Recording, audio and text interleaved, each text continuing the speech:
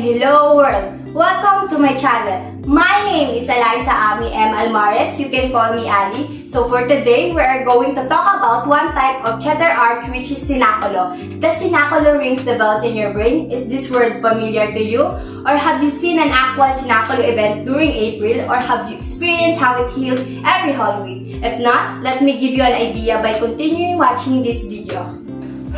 What does Senakulo mean? Senakulo is a traditional Filipino Lenten play about the life, sufferings, and death of Jesus Christ based on events from both in Old New Testament. Senakulo was derived from the Spanish word Senaculo, which means the place where Jesus Christ celebrated the Last Supper with his disciples. Senakulo is a nationwide event that helped devote local relief, biblical events pertinent to the life, tribulations, and ultimate sacrifice of Jesus Christ. It was named after the Upper Room Cenacle, which is thought to be the place where the Last Supper was held. Christmas play on the resurrection of Jesus Christ is analogous to the development of a Senakulo. It began as a church tradition which required that the Good Friday Gospel be sung in different portions and shared by a group of people. The Senakulo eventually took on its own identity. There was a vernacular version of per Senakulo and then there was a Latin version, until the 15th century when popular religious play were developed. It was supplemented by a range of styles and content beyond what viewers expected. Since it was developed for singing, it comprised largely Latin conversation in church hymns from the 13th century Benedict Bern Senakulo. Often companies and community groups are present in Senakulo every Easter or Mahal na Araw. They often use plays that are decades or even centuries old, taken from the Bible and tradition and written in poetic form. They usually use clothing derived from European tradition, but there are those who use clothing that is very historical. One of the most famous and oldest Senakulo in the Philippines is Cruz Sanayon ENC, which date back to 1904 in Barrio Daya in Cainta, Rizal, and more than 100 years after their performance from the Senakulo.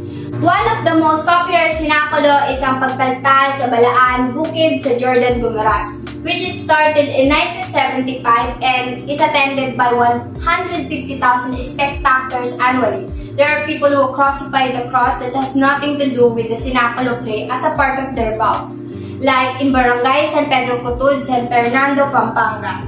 Senakulo in the town of Cainta is a tradition that dates back to 1904. The Cruz Sanayon ENC is one of the most beautiful representation of the life, sufferings, death, and resurrection of Jesus Christ. There are several church groups such as Pentecostal Missionary Church of Christ that present the Senakulo annually. The play began along the outskirts of Pasay in 1902 and is strictly based on Filipino Gaspar Aquino de Belen poem, which is Passion, which he wrote in 703. The Passion is a Philippine epic narrative of the life of Jesus Christ focused on his passion, death, and resurrection in stanzas of 5 lines of 8 syllables each. The standard elements of epic poetry are interwoven with a colorful dramatic theme. The Philippines is the largest Christian country in Asia, which makes Holy Week one of the most important religious seasons of the year. It is composed of Palm Sunday, Holy Monday, Holy Tuesday, Holy Wednesday, and Monday, Thursday, Good Friday, Black Saturday, and Easter Sunday. In the Philippines, Monday, Thursday, and Good Friday are declared as a national holiday.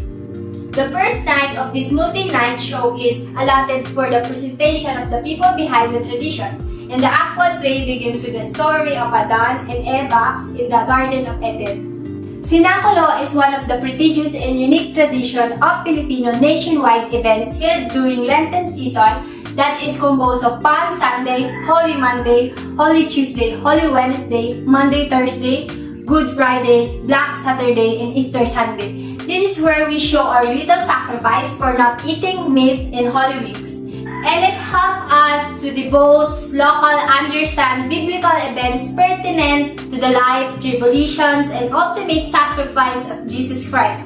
This form of theater art are performed truly signifies that Filipinos are truly religious people. It is also showcase the fulfillment of prophecies of the Old Testament and the revelation of God's salvific plan for all mankind. By celebrating Senakulo, we are also celebrating the defeat of death and hope of salvation because of Jesus Christ. This also gives us a lot of lesson in terms of teaching us the values of sacrifice and sufferings, as these values illustrate the glory of Christ is simplified by His resurrection.